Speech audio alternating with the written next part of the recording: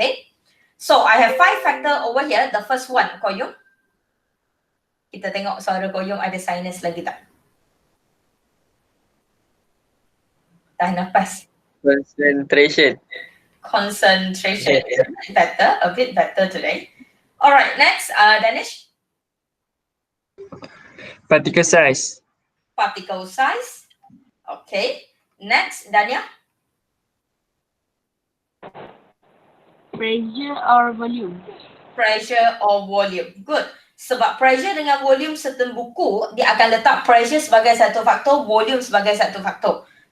Kita tak buat macam tu kat sini. Sebab untuk saya, pressure dengan volume adalah faktor yang sama. Bila pressure ubah, volume akan ubah automatically. So, tak boleh jadikan dia sebagai dua faktor. Ingat yang tu Sebab kalau kamu tulis dia dua faktor, explanation kamu yang sama tu tak dapat makan lah. Okay? So, dapat sekali je. Next. Haziq? Temperature. Temperature. Last but not least, Ain Najihah. Catalyst. Catalyst. So 5 ni yang kita akan belajar dan kita akan belajar 5 ni sahaja. Masuk second year nanti, bila kamu masuk second year, kamu akan belajar lebih lagi pada pressure, pada temperature and catalyst. Okay? So over the 5, before we go in detail, over the 5 yang paling penting kat sini adalah dalam 5 ni ada 3 yang memegang syarat. Dia ada syarat untuk guna faktor tu. Okay? The first one adalah concentration. Siapa sahaja yang boleh guna concentration? Ida? Gas dengan aqueous. Gas dengan aqueous. Okay? Particle size. Siapa sahaja yang boleh guna particle size? Umaira? Solid. Solid. Alright. Last but not least, siapa yang boleh guna pressure and volume? Aisyah? Gas. Yes. So sangat-sangat berhati-hati dengan pilihan faktor yang kamu nak guna. Saya akan bagi contoh soalan nanti. Kalau soalan tu dah bagi tahu, describe a fact of concentration. Soalan macam tu saya tak risau sebab dia dah bagi tahu dah. Dia nak kamu bincang concentration. Bincanglah concentration. Betul? Alright? Tapi kalau soalan tu cakap state and explain 2 factors, kamu yang kena pilih 2 faktor tu. So bila kamu yang kena pilih 2 faktor tu, kamu kena tengok pada equation. If your equation is a A solid plus B gas over forming products. Okay, forming products over here. Kamu ada kehadiran gas, kamu ada kehadiran solid, kamu ada kehadiran gas over here. So, boleh guna concentration? Boleh, sebab ada gas. Boleh guna solid? Boleh. Boleh guna pressure volume? Boleh guna temperature, boleh guna catalyst. Tak ada masalah sebab yang dia bagi solid dengan gas. Tapi apa jadi kalau saya ubah sikit je, dua-dua tu solid. Saya hanya ubah gas tu jadi solid and your selection akan berubah terus. Sebab yang ni tak boleh guna, yang ni tak boleh guna. Nampak? Okay. Sebab reactant kamu sekarang hanya pegang solid dengan solid, so kita hanya boleh cerita pasal particle size, temperature, catalyst. Dan bear in mind, saya hanya ubah satu huruf kecil kat bawah tu. So berhati-hati dengan equation yang soalan bagi. Bila kita bagi something, kamu kena baca semua. Okay? Saya selalu pesan kat kamu, baca semua benda yang soalan bagi. So kalau kamu yang kena pilih faktor, sangat-sangat berhati-hati dengan syarat yang dia ada untuk the factor. Make sense? Alright, dan sekali lagi, equation dengan physical state adalah wajib. Okay? Alright, equation dengan physical state adalah wajib. So we'll go through briefly about every factor. Ada faktor yang tak faham sangat-sangat yang nak saya bincang? Sangat-sangat? Ada faktor yang tak faham langsung? Okay?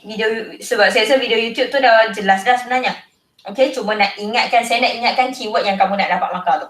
Okay, so concentration macam biasa, bila kamu fikir concentration, kamu nak pilih concentration, make sure ada gas, make sure ada aqueous. Tu syarat dia.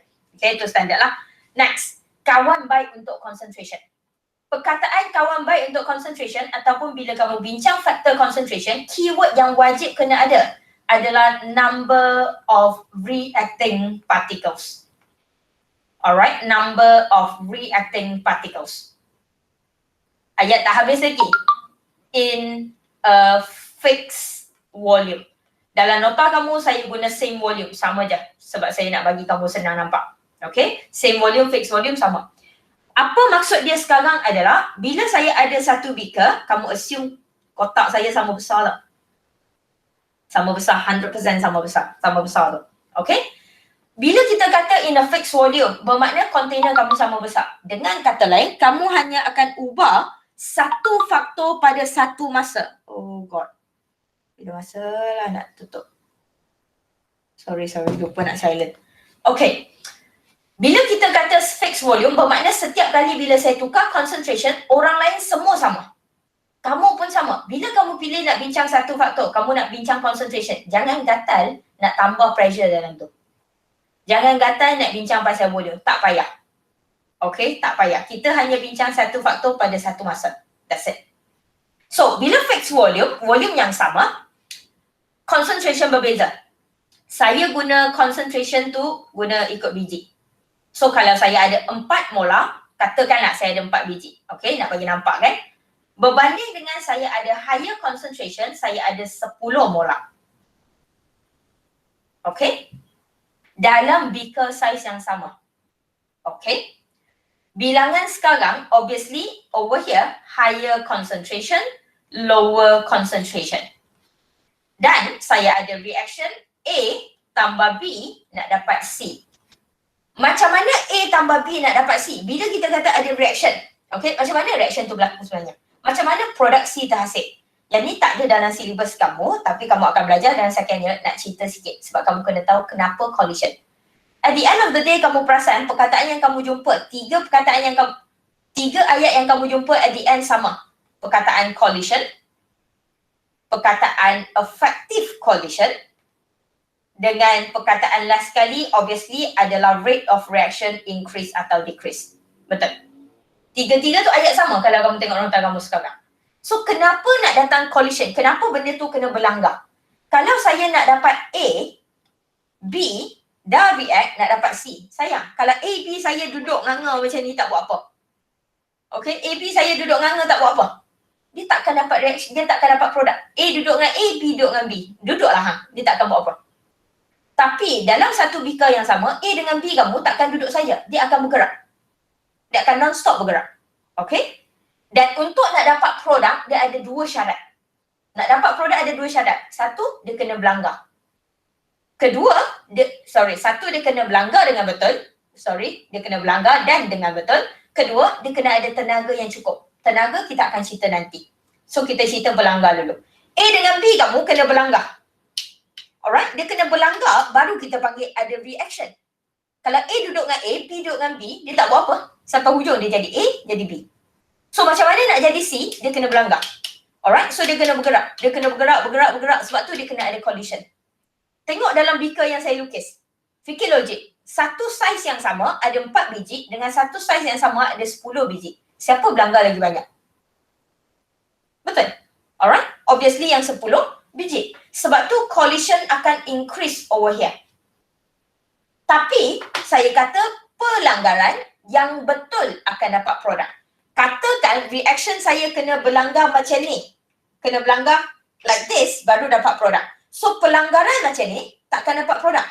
Pelanggaran macam ni takkan dapat produk. Okay, dia mesti kena berlanggar macam ni. Fikir logik. Kalau pelanggaran saya dah bertambah, pelanggaran saya dah banyak, collision saya dah tinggi, percentage, peratus untuk kamu dapat effective collision, peratus untuk diorang berlanggar macam ni mesti lebih tinggi. Sebab dia akan berlanggar. Betul? So berbanding dengan kawahan yang 4 molar tu memang tak berlanggar. Memang berlanggar, pelanggaran pun kurang. Effective collision lagilah kurang. Yang berkesan lagilah berkurang. So bila collision tinggi, effective collision automatically tinggi. Dan kenapa saya cerita pelanggaran dan pelanggaran yang betul? Sebab dua tu benda yang berbeza. Bila kamu tulis dalam jawapan exam kamu, collision doesn't mean getting product. Effective collision is the one that getting product. Yang akan menyebabkan rate of reaction kamu tinggi bukan collision. Yang akan menyebabkan rate of reaction kamu tinggi adalah effective collision.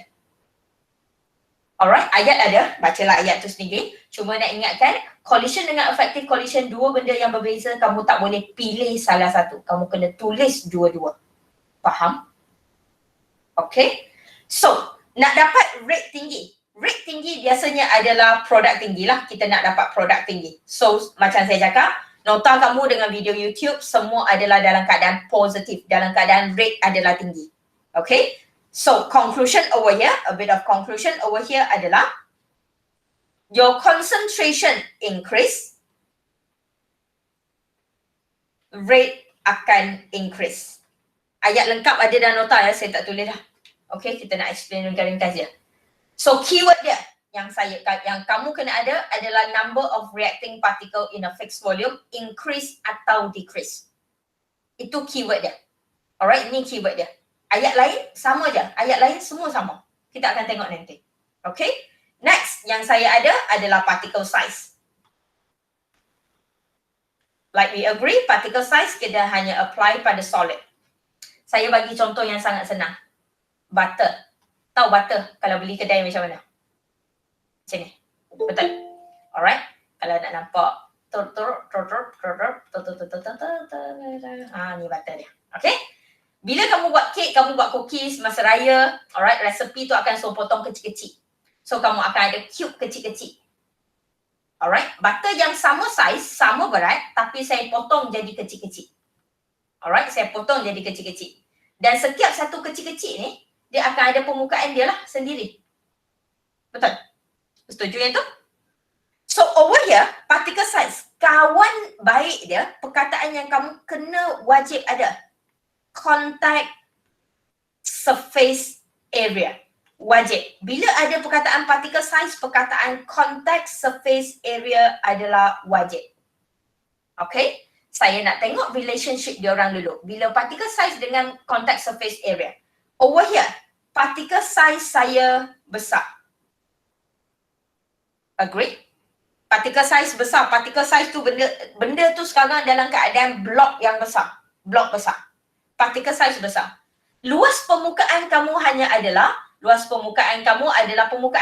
lah. Alright, permukaan yang ada. So this one. Ni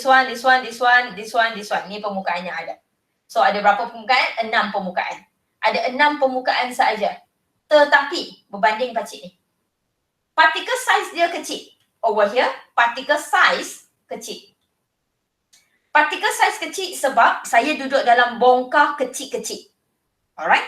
Tetapi luas permukaan kamu. Setiap satu bongkar kecil ada luas permukaan dia sendiri. Ada luas permukaan dia sendiri. Alright? Ada luas permukaan dia sendiri. So, contact surface area. Siapa lebih besar? Nita?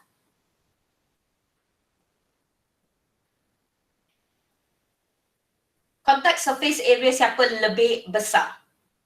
Bongkar blok besar atau blok kecil? Blok besar. Blok kecil. Blok besar atau blok kecil? Blok kecil. Bukan besar. Kan kecil je. Ha? Kecil. Besar kot. Sama dengan saya 1 sen dah weh. 1 sen. Hantar. 1 sen. You're still not getting the trick. Alright. Besar ke kecil? Okay? Kecil. Thank you. Bila particle size dia kecil, contact surface area dia akan besar. Sebab setiap satu bongkar kecil tu ada 6 permukaan. Kat sini ada 6 permukaan. Tapi 6 permukaan yang okeylah dia nampak besar tapi dia tak ada bahagian tengah-tengah tu semua. Ni semua tak ada. So saya ada bahagian ni. Sebab saya dah potong. Saya ada bahagian ni. Alright.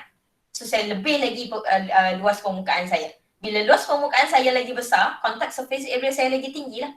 So contact surface area kat sini akan rendah. Dengan kata lain, they are inversely proportional. Bila particle size saya besar, contact surface area saya kecil.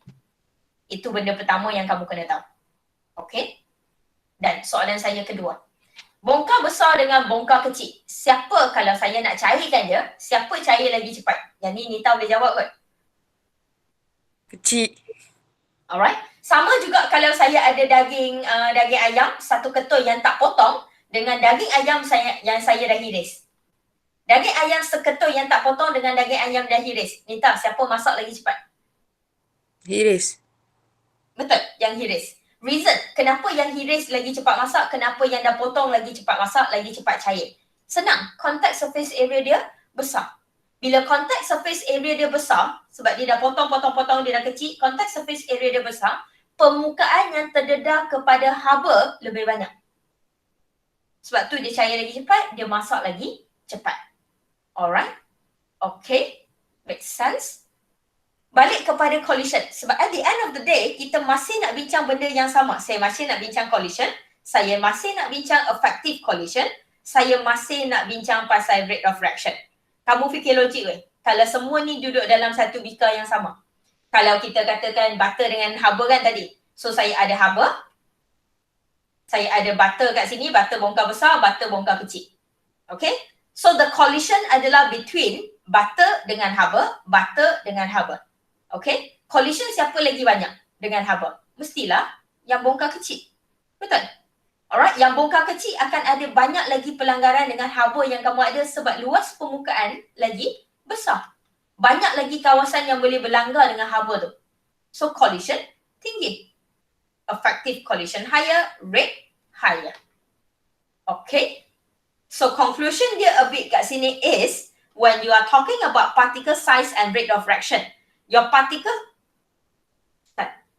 size besar, contact surface area. Yang ni terbalik. Bila saya kata collision tinggi adalah contact surface area kena besar, so particle size kena kecil. Alright. So bila particle size kecil kat sini, semua kita cerita kat sini kan.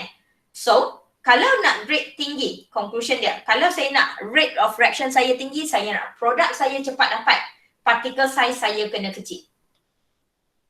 Alright, particle size saya kena kecil. Okay. Dalam exam nak fikir butter besar dengan butter kecil. Okay, yang kecil lah akan lebur lagi cepat. So yang kecil akan ada higher rate of reaction.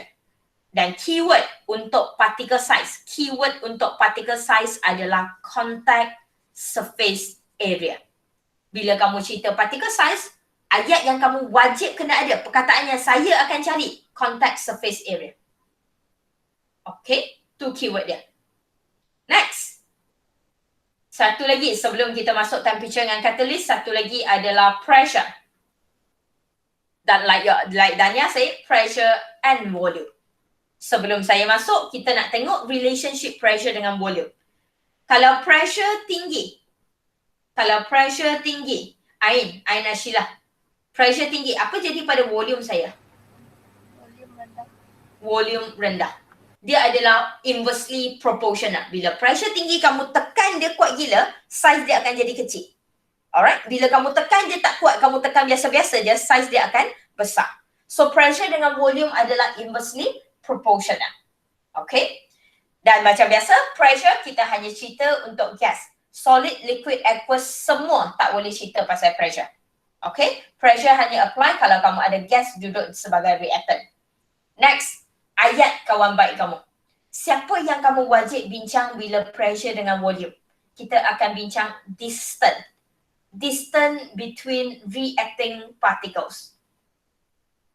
Alright, sama ada reacting particles kamu closer to each other atau further away from each other. Distance between reacting particles, kita nak tengok jarak dia sekarang dekat atau jauh. Okay, sama saya ada beaker. Kalau saya ada satu pump, saya tolak pump saya. So kat sini pressure teacher rendah. Pressure saya rendah je. Saya tekan slow je. So dalam ni saya ada 4 biji. So 4 biji saya duduk dalam container yang besar ni lah. Kawasan saya, volume saya adalah besar ni. Sebab saya tekan dia relax. Saya tekan dia tak kuat.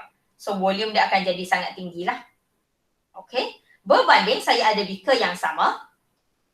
Saya ada pump yang sama tapi saya tekan pressure kuat gila.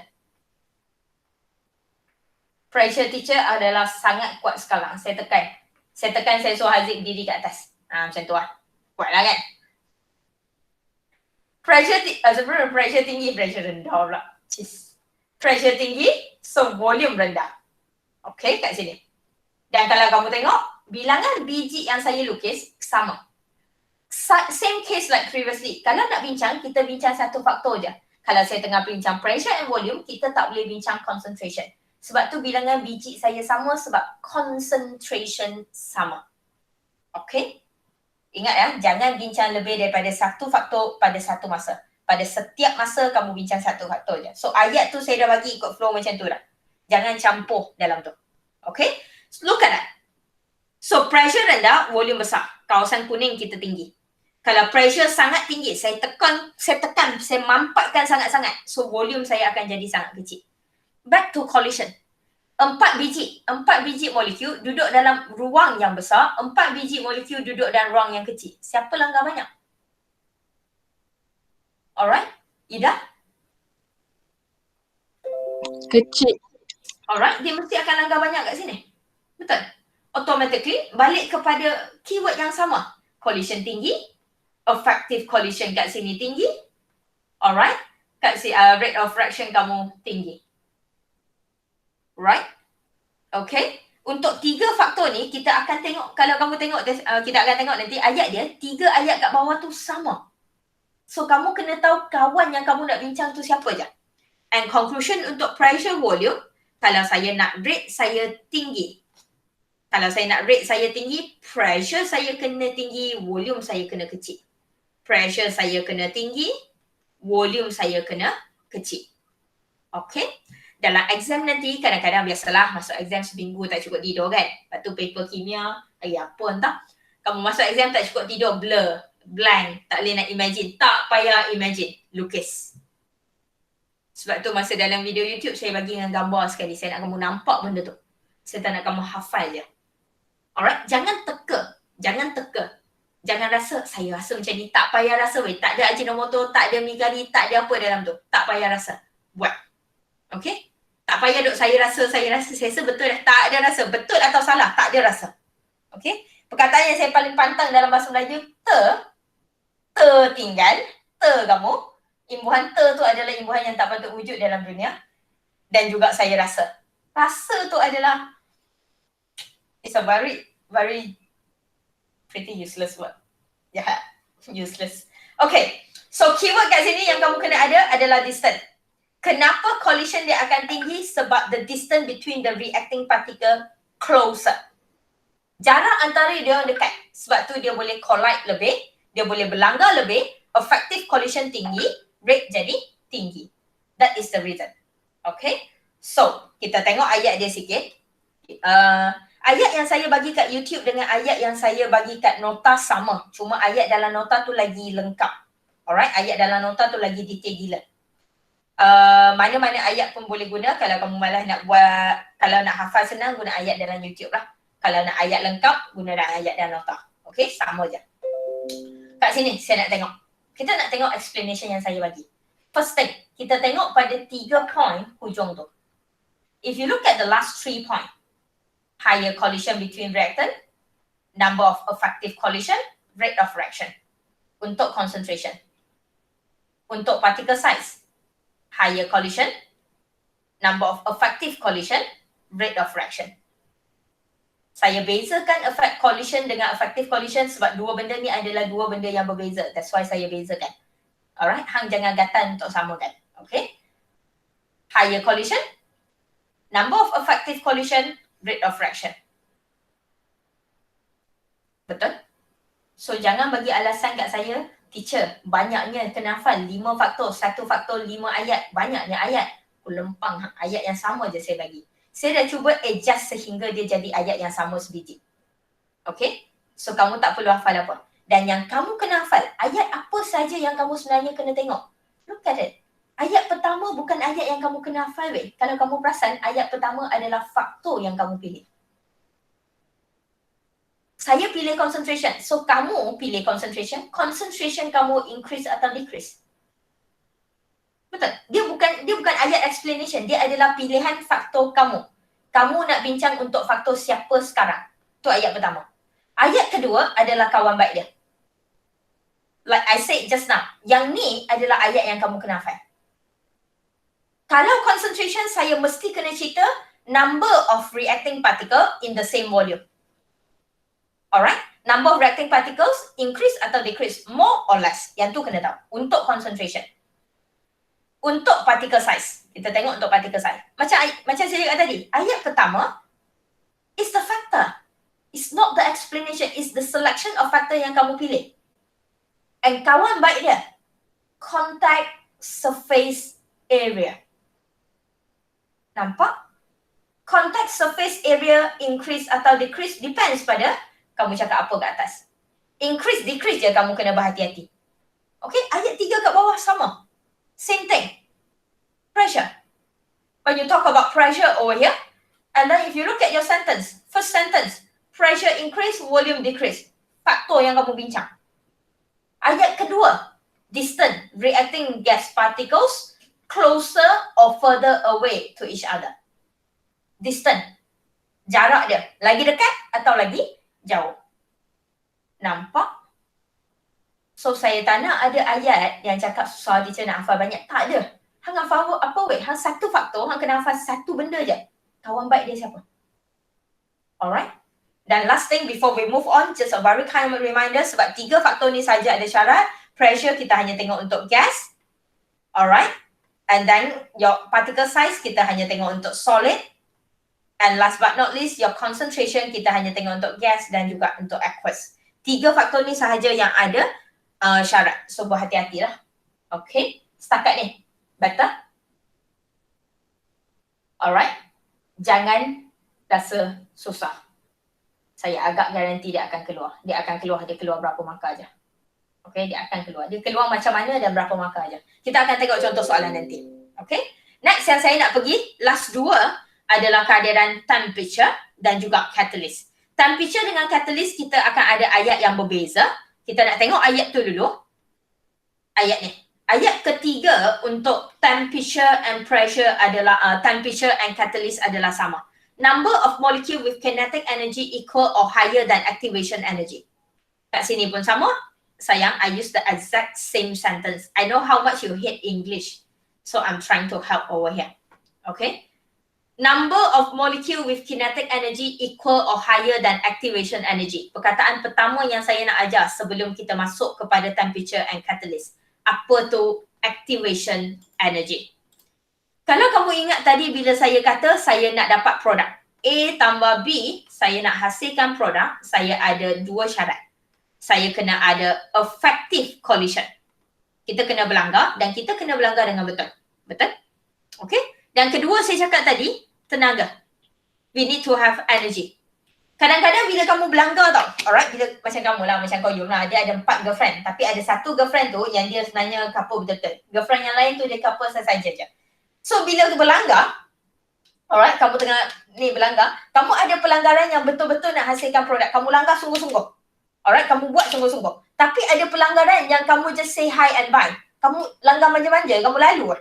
Alright, kamu lalu je. So tenaga tak cukup. So memang takkan dapat produk lah. Betul, takkan kahwin lah, betul kau Yung? Betul dia. Alright, tenaga. So tenaga kena cukup. Ataupun saya guna ayat yang lagi tepat, tenaga kamu kena ada minimum. Okay, dia kena ada minimum tenaga yang kamu kena capai untuk jadi produk. Contoh, kalau A tambah B saya kena capai 100 kilojoule. Alright, saya kena capai 100 kilojoule per mole, baru saya boleh jadi produk. So, bila A dengan B saya berlanggar 80 kilojoule, dia takkan jadi produk sebab tenaga tak cukup. Walaupun dia berlanggar dengan betul, tapi kalau tenaga tak cukup, dia takkan jadi produk.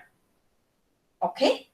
So, the minimum energy that we call is what we call activation energy. The minimum energy is actually your activation energy. Nama pun activation energy. It will activate the reaction. Alright, nama pun activation energy. Kalau dia tak capai tenaga activation energy tu, dia tak capai tenaga ni, dia takkan dapat produk. Sebab dia adalah minimum energy untuk kamu activate the reaction. Activation energy adalah macam minimum markah untuk kamu lulus kimia. Kamu tak lulus kimia, kamu tak capai markah tu, hang tak lulus lah. Macam tu. Okay? Make sense? Alright? So, yang kita nak tengok dalam temperature dengan catalyst adalah kita nak tengok bilangan molekul we want to look at bilangan reacting particles. Alright, bilangan reacting particles tu adalah reactant lah. Okay, reacting particles tu reactant lah. Kita nak tengok bilangan reacting particles yang boleh capai activation energy banyak atau kurang. More or less, tinggi atau rendah. Okay, kalau lagi banyak boleh capai activation energy, produk lagi banyak lah. Kalau semua orang boleh capai 80, lagi banyak A lah. Betul? Okay, itulah dia. Sebab minimum dia 80. So nak dapat A minimum 80. So kalau lagi ramai boleh dapat 80, dia akan dapat banyak A lah. Okay? Macam mana nak tolak kamu sampai jadi activation energy tinggi macam tu? Kena marah. Kena garang dari awal. Betul tak Koyum? Supaya Koyum dengan suara sinus dia pun dia akan masuk kelas saya. Temperature. Temperature ada dua, satu sejuk, satu panas. Okay? Bila sejuk, bila panas, kita tengok logik lah. Bila sejuk, obviously, your energy akan rendah. Alright, bila panas, obviously energy kamu tinggi lah. Yang tu semua orang tahulah. Bila saya letak kamu tengah-tengah panas atas padang tu, kamu akan lari lah, kamu akan pergi lari cari pokok yang redup tu. Tapi kalau saya letak kamu dalam bilik aircon, duduk sejuk, memang duduk kat situ, kegak pun tak lah. Okay, gerak jari, tekan phone je. Okay, nasib baik ada phone tu, nasib baik gerak jari kamu bergerak. Kalau phone tak ada dalam dunia ni, jari pun tak bergerak. Mati dah bang. So your temperature low, bila dia sejuk, cold, temperature mesti rendah. Bila dia panas, temperature mesti tinggi. Temperature yang kita cerita kat sini lebih detail, budak fizikal kan? Kinetic energy. Energy yang kita cerita kat sini lebih tepat adalah kinetic energy. Sebab kita nak tengok pergerakan. Kita nak tengok pergerakan siapa? Kita nak tengok pergerakan particles tu. Kalau kamu ada tengok video ni kat YouTube, kamu akan perasan yang ni akan bergerak laju. Kat bahagian hot ni, dia akan bergerak laju. Betul? Alright, kenapa dia bergerak laju? Sebab kinetic energy dia tinggi. Bila kinetic energy dia tinggi, particle akan move faster. Okay? Dia akan move faster. Alright? Sebelum kita tengok energy, kita balik sedikit kepada collision.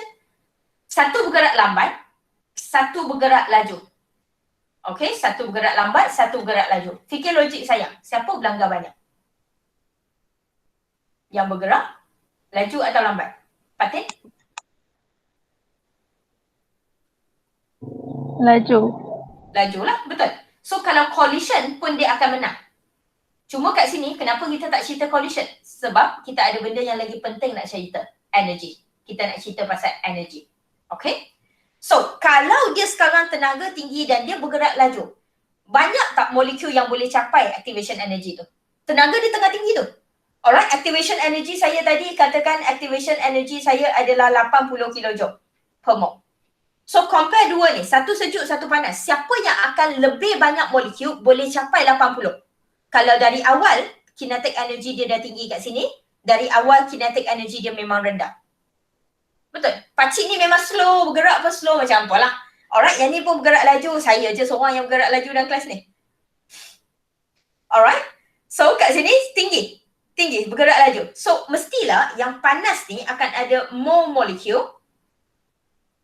Alright, more molecule have kinetic energy equal or more than activation energy. Okay, sebab dia lagi panas. Dia lagi panas, saya bergerak lagi laju, saya ada tenaga yang lagi tinggi. So bila saya ada tenaga yang lagi tinggi, percentage, peratus untuk ada molekul yang boleh capai activation energy tu mesti lebih tinggi kat sini. Okay, make sense? Ingat activation energy is the minimum kinetic energy. Kalau 80 adalah minimum, 90 tetap jadi produk, 100 tetap jadi produk. Saya tak nak tahu kamu tinggi mana. Saya nak tahu kamu lebih 80 atau tidak. Okay. So minimum 80. Kat sini contoh. So obviously tenaga dia dari awal dah tinggi, tenaga dia dari awal dah rendah. So yang tenaga tinggi akan ada lebih banyak molekul boleh capai 80 kilojoule per mole. Dan ayat dia, kita tengok ayat tu nanti sekali dengan catalyst. Okay? Kita tengok catalyst dulu. So my catalyst over here. Do you know what is catalyst by the way? Selalu jumpa kat SPM dulu. Catalyst adalah bahan yang kamu masuk dalam reaction. Dia takkan berubah tetapi dia akan speed up the reaction. Betul? Kamu belajar dulu adalah dia akan speed up the reaction. It will speed up the reaction. Dia akan buat produk kamu dapat cepat. Dia akan buat produk kamu dapat cepat dan dia tak berubah. Yang kamu ingat, catalyst dia tak akan berubah teacher. At the end of, before and after reaction, dia akan sama. And kerja dia adalah to speed up the reaction. Yang kita nak belajar, how they speed up the reaction. Alright, macam mana kamu kata reaction speed up? Sebab kita buat highway. Catalyst ni adalah macam plus. Kita buat highway, kita buat shortcut. Okay, apa yang berlaku? Ni adalah tanpa catalyst. I don't have catalyst over here, means ni jalan lama. Jalan lama saya, reactant saya kena panjat tangga ni. Reactant saya kena panjat tangga tinggi ni. Sampai kat puncak, sampai kat sini, baru dia boleh bergolek jadi produk. Itu jalan lama. Okay, itu jalan lama. Tak ada lift, tak ada escalator lagi. Hang kena jalan tangga, hang jalanlah tangga tu. Okay. Dan jalan baru adalah with catalyst. Dengan kehadiran catalyst, kita ada jalan baru. Jalan baru di mana? Alright, kita akan naik tangga juga. Tapi saya akan naik tangga tinggi ni sahaja. Sampai puncak, saya akan bergolek jadi produk. The main thing over here, produk adalah sama. Reaction kamu sama, reaction kamu tak berubah. Reactant kamu adalah sama, produk kamu adalah sama. Nothing change, jalan je berubah. Saya dari Penang nak balik Johor. Saya naik bus dengan saya naik flight. Itu je yang berubah. Tapi destinasi saya masih adalah dari Penang ke Johor. Okay? Jalan je berubah. Okay. So over here, fikir logik. Saya ada 5 orang yang berjalan, 5 orang yang berjalan. Kalau tangga dia tinggi ni, ni tangga dia, tinggi ni. Alright? Potensi untuk 5 orang tu berjaya naik tangga ni mungkin agak rendah. Mungkin dalam 5 orang, 3 orang sahaja yang berjaya jadi produk. 2 orang lagi sampai separuh, golek balik. Tak sampai. Okay? Tak sampai, tak mampu, tak cukup fit. Betul lah. Apa gelap? Betul lah. Itulah cara paling senang. Aku cerita dalam kimia semua apa tak faham pula. Hey, aku cerita naik tangga apa tak gelap? Betul lah. Alright, wow, over here saya ada shortcut. Saya ada highway. I have a shortcut over here. And saya hanya perlu panjat tangga tinggi ni. My EA is only this much. Saya ada 5 orang. Sebab tangga saya sekarang rendah je. Ada lift. Alright, separuh tu ada lift. So, 5 orang, mungkin 5-5 akan berjaya naik tangga tu. Tak semput, tak apa, dia akan dapat produk semua. Tengok logik. Yang saya lukis dapat produk. Obviously, pakcik ni akan hasilkan more produk. Alright? Betul? Okay. Reason kenapa more produk? Sebab activation energy is lower. Nampak tak EA kamu sekarang tinggi gila tak gaban? Alright? EA kamu tinggi gila tak gaban? EA kamu kat sini rendah je. Bermakna kalau je ya, benda ni takkan berlaku dalam exam kimia. Kalau biasa sekarang 80 markah baru dapat A. So tak semua orang dapat A lah, 3 orang je katakan. Kalau kelas kamu 3 orang je dapat A, aku lempang apa seorang-seorang. Okay. Kat sini, apa yang berlaku adalah tiba-tiba tahun ni COVID kan. Lepas tu makan nak dapat A tu. Tu aku duk record ni. Katakanlah makan untuk nak dapat A tu tiba-tiba jadi 50. Bayangkan. 80, biasa 80 baru nak dapat A. So tak ramai dapat A. Sekarang 50 dah dapat A. So mesti lagi ramai lah yang akan capai 50 tu, betul? That's why you have more molecule. You have the number of molecule have kinetic energy equal or more than activation energy increase. Higher. More molecule akan capai. Setuju? Okay? Tapi dengan duka citanya, kita tak ada catalyst dalam exam kimia kamu. So A tetap 80. Kalau saya jumpa catalyst tu, jangan risau. Kelas pertama saya bagi kelas kamu lah. Walaupun kelas kamu lah attendance paling teruk. Okay. Where we are? Ya, setuju? So kerja catalyst is provide an alternative pathway. Dia akan provide shortcut. Jangan tulis shortcut weh, malulah aku. Okay? Jangan tulis highway, malu weh. Provide an alternative pathway, jalan lain. Okay, alternative pathway with a lower activation energy. Kamu selalu belajar dulu, catalyst akan buat reaction tu laju. Catalyst will speed up the reaction. Sekarang kita belajar how the catalyst speed up the reaction. Jangan bagi tahu kat saya catalyst speed up the reaction. Sebab tu saya tak tanya function catalyst. Saya tanya macam mana catalyst tu bekerja. Saya tak tanya kerja dia apa. Okay? Saya nak tahu macam mana dia kerja. So, macam mana dia kerja adalah dia akan pergi bina jalan lain. The jalan lain adalah you have a lower activation energy. And if you look at the sentence, okay, if you look at the sentence of catalyst dulu, ayat catalyst kat bawah, okay, 2 kat bawah sama. Bukan 2 sebenarnya 3. 3 ni. Alright, 3 ni kat bawah. This one, this one, this one. 3 ni kat bawah adalah sama macam your temperature. Sebab dua-dua faktor ni cerita pasal activation energy and kinetic energy. Alright, 3 ni sama. See that? This one, this one. So saya dah cuba untuk bagi explanation kamu dalam bentuk yang kamu senang nak hafal. Saya harap dia membantulah. Macam biasa, ayat pertama adalah faktor kamu. Yang kamu kena hafal betul-betul. This one. Masih ayat kedua kamu. Kerja catalyst provide alternative pathway with a lower activation energy. Okay? Temperature. Kerja temperature.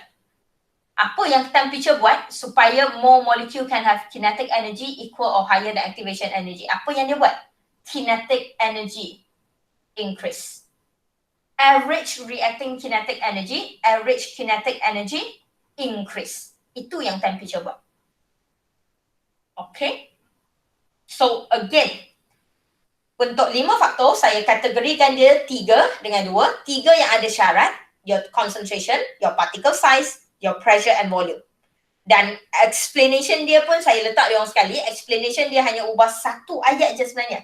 Alright, dalam ayat pertama tu kita tak kira lah. Ayat pertama tu cerita pasal dia lah, faktor lah kan. So dalam 4 ayat explanation tu, kita hanya ubah 1 ayat. And ayat yang saya bagi tips tu, yang saya highlight, yang ayat kedua tu, ayat tu keyword dia.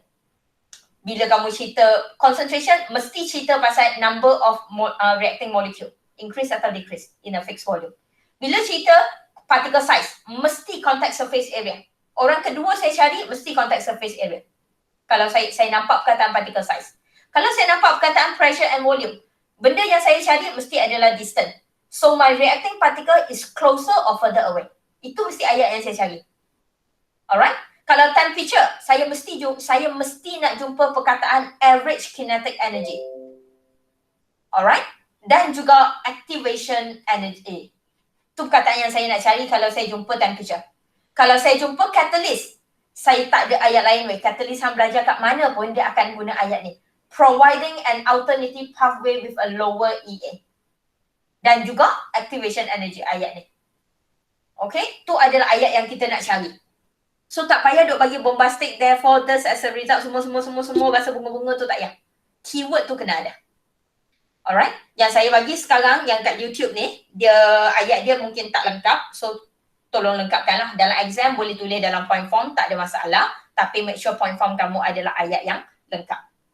Okay, make sense? Alright, sekali lagi semua yang saya bagi dalam nota dan juga video adalah dalam bentuk positif. My rate of reaction is increasing. So kalau tiba-tiba soalan tanya rate of reaction decrease, hang jangan tak boleh jawab weh. Alright, hang terbalikkanlah. Okay, so kita nak pergi pada contoh soalan. Sebelum contoh soalan, question?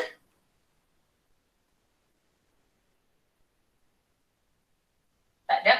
Dia ada lebih kurang 3 bentuk soalan. Dia lebih kurang ada 3 bentuk soalan yang boleh keluar. Dalam tutorial tak ada 2 bentuk ni. Alright, 2 bentuk yang typical. 2 bentuk yang typical adalah dia bagilah equation 2A aqueous tambah dengan 2B aqueous dapat 3C gas. Alright, dia bagi yang typical like this. Dia bagi equation. Okay. Lepas tu, dia adalah calculation A, B, C, D. Dia adalah semua soalan tu, calculation rate law ke, order ke, tak kisahlah, whatever calculation. Lepas tu, soalan last atau second last, dalam tu ada soalan yang cakap, state and explain berapa? Mungkin 2 factors, katakan. Okay? Soalan yang standard, dia kamu pilih, kamu explain. Okay? Kamu pilih, kamu explain. Dan soalan macam ni, soalan senang. Sebab apa soalan senang? Sebab kamu boleh tulis balik ayat yang saya bagi dalam nota. Okay? Ayat yang kamu guna dalam nota sebab dia reaction kimia. Okay? Dia reaction kimia. Guna je. So kat sini macam mana nak state and explain two factor kena depends pada equation of your reactant. Saya ada aqueous kat sini. Aqueous dan aqueous sahaja. So saya boleh pilih apa? Pilihan yang saya ada. Satu. Syafiqah? Concentration. Syafiqah kata concentration. Mimi?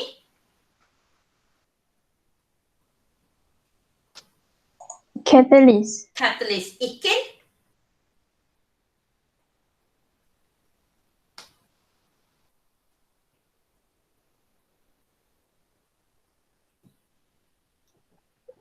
Temperature. Temperature. Okay. Dan saya boleh ada 3 yang boleh dipilih. Soalan minta 2. Kita pilih any 2 yang kamu minat. Soalan macam ni best sebab kamu yang pilih. So kamu boleh pilih apa yang kamu rasa kamu hafal dan kamu senang nak tulis. Tetapi satu, back to soalan kamu kena ada equation, kamu kena tahu apa yang tengah react dalam keadaan apa. Saya tak risau kamu nak tulis ayat tu. Saya risau bila kamu pilih. Okay? Bila kamu pilih tu hang start lah. Hang start lah. Suka hati aku lah besok. Alright? Dia lupa dah apa yang apa yang saya duk pesan tu dia lupa. Macam biasalah apa. Saya nak bagi balik college nanti sebelum exam, saya nak bagi gambar pasport seorang satu. Gambar pasport saya. Letak kat meja masa exam kimia. Apa ingat sikit apa yang aku duk bebel tu. Letak duk nganga je apa. Alright, next. Another type of question that I could be something like this. Okay. Katakanlah tak logik pun tapi kita letak je lah. Okay, contoh. Soalan macam ni lebih senang. Soalan jenis kedua, dia bagi tahu siap-siap dah. State and explain the effect of katakan pressure. Dia dah bagi tahu dah dia nak kamu explain apa. Soalan macam ni soalan paling senang, hang tak payah fikir pun. Dia dah cakap bincang pressure, hang bincang lah. Tapi kita still boleh trick adalah tengok juga pada fasa. Kadang-kadang kita buat jahat. Saya tak cakap pressure. Dia bagi guess tau. State and explain the effect of particle size. Then you know what's the answer? No effect. Nampak? Faham maksud saya? Most of the time, 99.9% dia akan bagi faktor yang kamu boleh bincang. Tapi kalau dia nak buat jahat, dia boleh test kamu pada sini. State and explain the effect of particle size. Dan padahal, atas tu adalah gas. Dan kita tahu particle size tak ada effect. So explanation kamu adalah particle size has no effect. Cerita kenapa? Because there is no solid in the reactant. Nampak? Dia ada solid tapi dia solid duduk kat produk. So kita tak tengok, kita tengok pada reactant. Faham maksud saya? Okay. Ini adalah 2 jenis soalan yang sangat tipikal, yang selalu kamu akan jumpa. Okay? Yang selalu dia akan keluar kamu jumpa dan soalan macam ni senang dari segi ayat dia, guna balik ayat apa yang saya bagi dalam nota. Okay? Sebab dia reaction kimia. Okay? Cuma again lah, back to back adalah tengok betul-betul faktor yang kamu pilih tu boleh guna atau tak boleh guna. Bila kamu kena pilih. Tolonglah, jangan salah kat situ. Kadang-kadang budak bukan tak boleh buat. Dia boleh buat. Tapi dia tak tengok pun faktor apa yang dia pilih. Dia tulis punya lah panjang, penuh. Elok lah tulisan dia semua. Betul dah explanation dia. Tapi tak dapat markah pun. Sebab hang tak tengok pun fasa dia apa. Okay? So jangan salah kat situ lah. Alright. Tu 2 jenis soalan yang sangat tipikal, yang selalu keluar. Dan kita ada jenis ketiga adalah soalan tutorial kamu. Dan soalan tutorial kamu sekarang yang saya nak bincang, I like this question. Mainly because lately 2-3 tahun ni soalan macam ni duk keluar. Soalan yang dia bagi application dalam daily life. Dia bagi tahu keadaan ni berlaku dalam daily life kamu.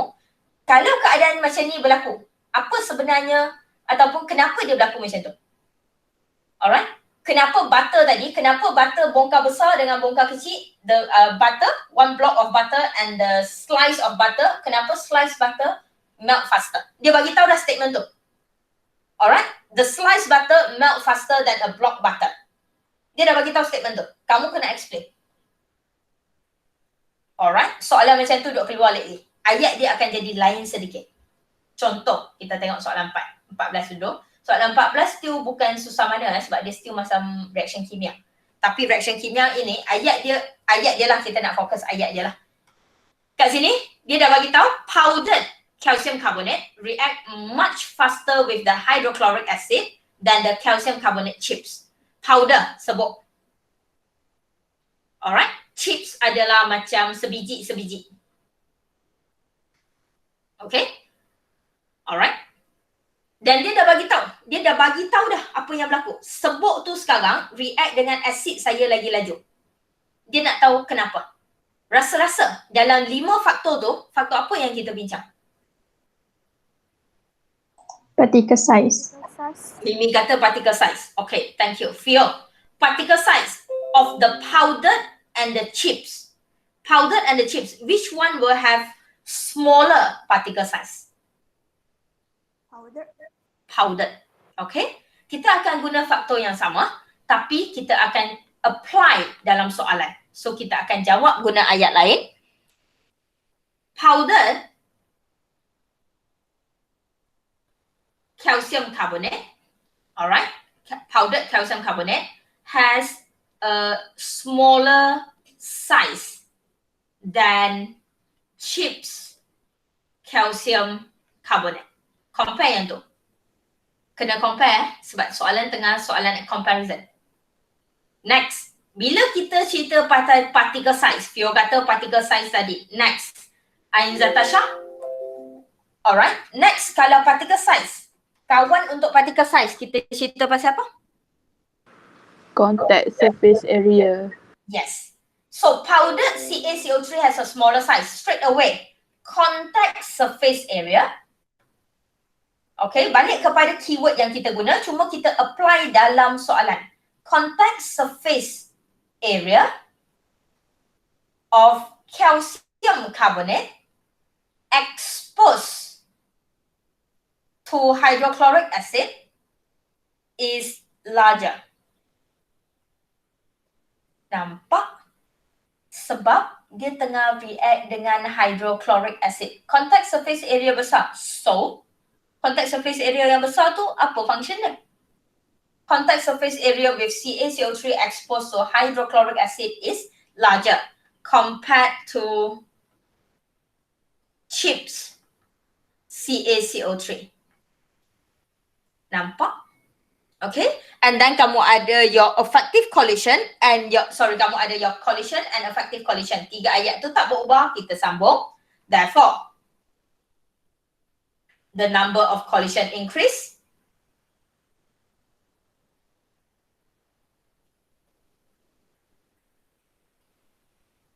In powdered. Okay, bila kamu kata increase, yes, dalam siapa? In powdered CaCO3 reaction. Okay, siapa yang akan ada collision lebih tinggi? Next. As a result, effective collision increase.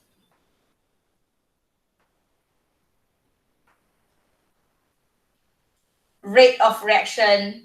Oh, saya bagi dalam ayat lain kan? Okay, kita pun tulis dalam ayat lain lah. Senang sikit. Kamu nampak sikit. So, rate of reaction increase. Okay, sebab tu dia react faster dengan dilute HCl. So, apa yang saya nak tunjuk kat sini? What I'm trying to show you over here, the keyword is the same. We are still talking about size. Contact surface area, particle size. So, we are still talking about size. We are still talking about contact surface area. We are still talking about collision. Effective collision, rate of reaction. Beza adalah kita tak cakap dah reacting particles. Sebab kita dah tahu reacting particle saya siapa. Reacting particle saya adalah powdered CaCO3. Nampak? Okay. Alright. Question so far? Boleh ya? Alright. Tu cara ayat dia berbeza lah. Next. Give another two factor that can influence the rate of reaction in the reaction above. Okay, I need another two factor for the reaction above. Saya dah bincang particle size, so tak boleh bagi particle size dah. So saya nak 2 faktor lagi. 2 faktor apa yang kamu boleh pilih. Hayati?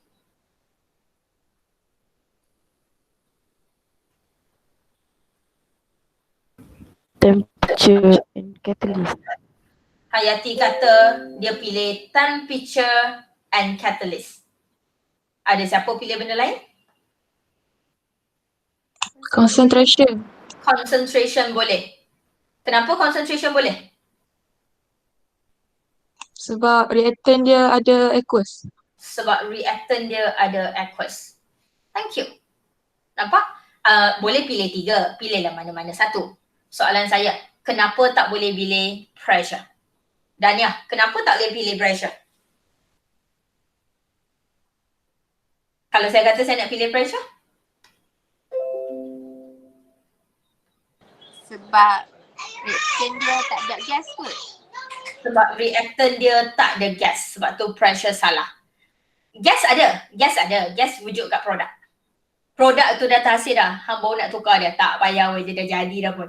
Okay? Dia tak akan ubah dah rate of reaction tu. So pressure tak boleh dipilih sebab reactant kamu hanya adalah solid dan aqueous. So kamu hanya boleh pilih particle size yang kamu dah bincang dan juga temperature, catalyst and concentration. Dalam 3 ni, mana-mana 2 yang kamu selesa. Okay? Question so far? Ada? Next. Soalan macam ni. Soalan macam ni duk keluar. Soalan macam ni yang duk keluar. Alright, soalan butter kamu, daging kamu tak masak, kenapa daging kamu rosak cepat nanti? Kenapa iron filling rust faster than an iron nail? Iron filling is like sebuk. Alright, it's like iron dust, you know. It's like iron dust.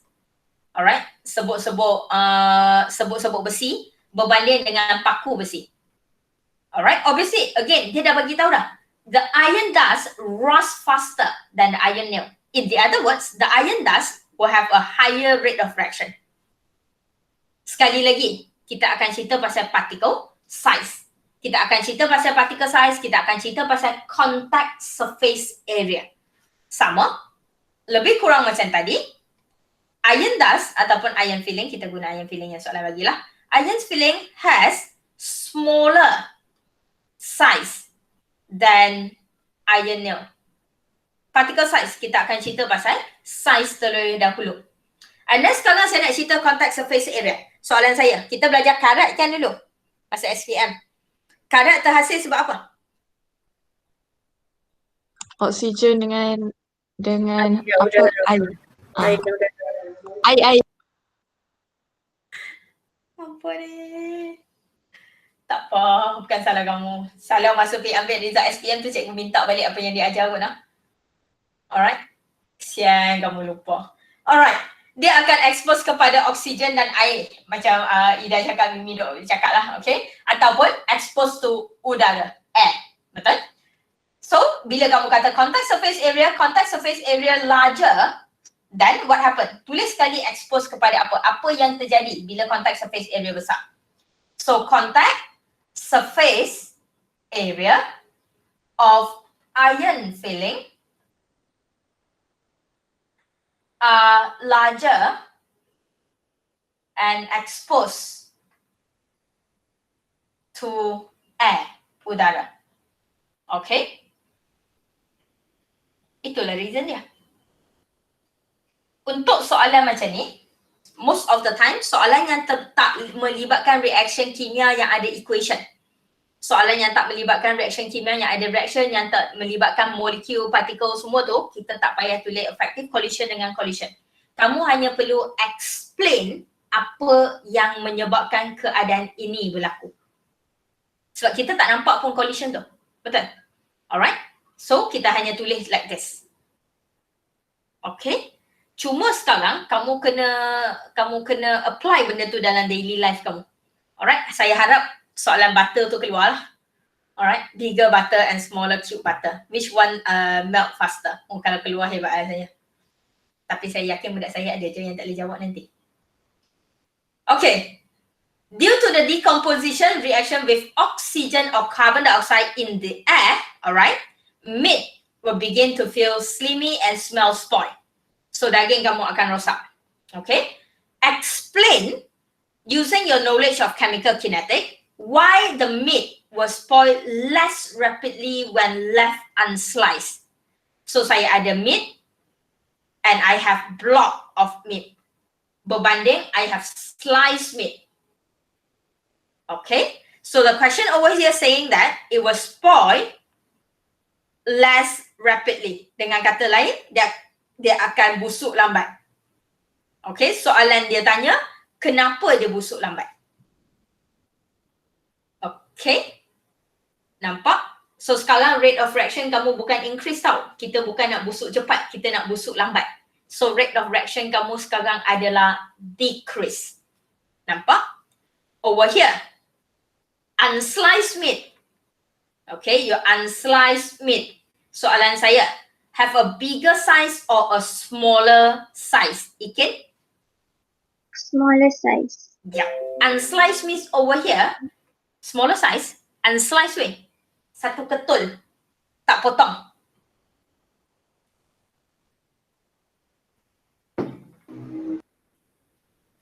Han tengok, Han tengok. Satu ketul dengan sekeping. Smaller or bigger? Cik? Smaller. Hampir kat kitchen sekarang. Hampir kitchen buka kat fridge kamu. Hampir tahu dia mak kamu nak masak sekejap lagi. Apa benda ni? Bigger. Silap.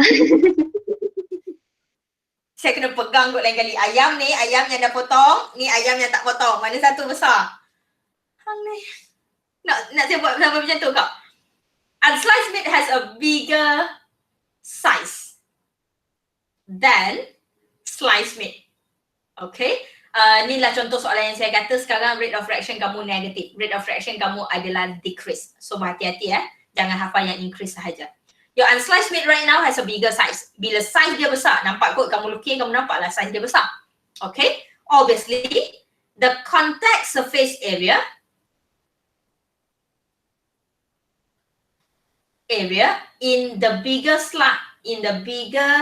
size, kenapa nak repeat bigger size? In the unsliced meat je lah. Alright, in the unsliced meat is larger. Okay, so bila larger, dia dah bagi tahu dah, dia akan rosak sebab dia exposed to the air. So bagi tahu lah, more area is exposed to the air.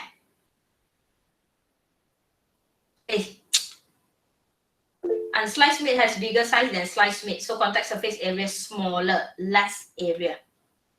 Sorry. Contact surface area is smaller, less area. Sebab size saya besar. Size saya besar, contact surface area saya kecil, less area. Yang ni betul. Okay, less area is exposed to the air. Thank you. Okay. So, last but not least, unsliced meat will spoil slower. Okay. Alright. Soalan ni jahat. Dia nak ayam tu busuk. Saya senang lagi lah. Kalau saya keluar soalan ni, saya tak bagi ayam tu busuk. Saya bagi ayam tu masak. Which one cook faster? Alright. Why the unsliced meat will cook slower? Ataupun why it will take a longer time to cook? Sama je. Soalan berubah. Tapi ayat dia sama. Kamu akan perasan. Kalau saya keluar benda yang sama, exactly like this, tapi saya ubah cara dia, saya tak cakap dia rosak, saya cakap saya masak. Why the unsliced meat take longer time to cook? Betul? Alright, kenapa dia masak lagi lama? Kenapa dia ambil masa yang lagi lama? Same thing. Because the size is bigger than the sliced meat, so the contact surface area is smaller, so less area. Okay? Makes sense? So, soalan faktor ada 3 jenis. Satu adalah yang dia suruh kamu pilih. Kamu pilih ikut kimia yang biasa, kamu jawab. Jenis kedua, dia dah bagi tahu dah, saya nak kamu bincang pressure, saya nak kamu bincang concentration, saya nak kamu bincang size. So, kamu bincang apa yang dia cakap. Okay? Jenis ketiga, daily life. And this type of question is a trend right now. This type of question is the TikTok right now in chemistry. Dia suka keluar. Tak serius. Dia suka keluar soalan yang apply dalam daily life kamu lately. Especially soalan macam ni. So tak ada masalah. Saya dah tunjuk faktor yang sama. Kamu akan pilih daripada 5 faktor tu juga. Tak ada faktor ke-6. Kamu still akan guna keyword yang sama. Okay? So jangan risau pasal benda yang dia keluar tu. Tak ada pelik-pelik. Macam tu je. Cuma sekarang dia ubahlah molekul tu sekarang jadi daging. Tu je. Okay? Molekul tak wujud. Daging wujud. Tukar je lah perkataan particle size dengan unsliced meat. Okay? Tukar reacting particles dengan unsliced meat. Tu je. Okay? Question? Tak ada? Okay, kalau tak ada, that's it. That is the end of your entire syllabus of semester 1. So doalah kuat-kuat supaya kamu tak dapat saya balik. Alright, doa sungguh-sungguh ikhlas supaya kamu tak dapat balik saya sem depan. Saya pun tak nak dah kamu. Sangat. Jahat. Alright. Saya nak ingatkan 2-3 benda. Satu, kamu tak, revision week kamu adalah sekarang, bermula hari ni adalah revision week kamu. Sila buat revision. Jangan expect balik college boleh jumpa saya terus. Mungkin kamu balik college, kamu mungkin kena quarantine. Mungkin kamu balik college dan mungkin tak boleh jumpa lagi siapa-siapa. So jangan expect balik college boleh masuk office dan jumpa pensyarah. Kamu kena bersedia untuk kamu balik college dan kamu tak boleh jumpa pensyarah lagi. Satu. Kedua, bersedia untuk balik college, saya tak tahu kamu kena quarantine berapa lama and so on. Kamu kena ready untuk exam sendiri. Of course, selagi saya bernafas, kamu message saya tanya soalan, saya jawab je. Okay, jangan risau. Tolong ready. Okay, saya mohon